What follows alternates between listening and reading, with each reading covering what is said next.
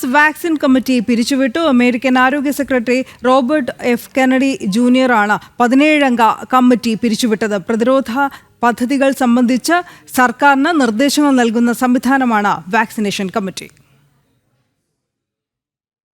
രോഗപ്രതിരോധം സംബന്ധിച്ച നടപടികൾ സ്വീകരിക്കുന്നതിന് US സർക്കാരിനെ നിർദ്ദേശങ്ങൾ നൽകുന്ന സംവിധാനമാണ് action committee on immunisation practice. കമ്മിറ്റിയിലെ 17 അംഗങ്ങളെയാണ് അടിയന്തരമായി പിരിച്ചുവിട്ടത്. രോഗപ്രതിരോധ സംവിധാനങ്ങളുടെ വിശ്വാസ്യത തകർക്കാൻ നീക്കങ്ങൾ നടത്തിയെന്നാണ് ഇവർക്കെതിരെ റോബർട്ട് എഫ് കെന്നഡി ജൂനിയർ ഉന്നയിക്കുന്ന ആരോപണം. ഇവരിൽ പലർക്കും വാക്സിൻ ഉത്പാദക കമ്പനികളിൽ നിന്നും പണം ലഭിക്കുന്നതായും ആരോഗ്യ സെക്രട്ടറി പറയുന്നു. ശാസ്ത്രവിരുദ്ധ നിലപാടുകൾ സമൂഹത്തിൽ പടർത്താനും ചിലർ ശ്രമിക്കുന്നതായി RFK ജൂനിയർ പറയുന്നുണ്ട്. കമ്മിറ്റി അംഗങ്ങളിൽ ബഹുഭൂരിപക്ഷവും നിയമിക്കപ്പെട്ടത് ബൈഡന്റെ കാലത്താണ്.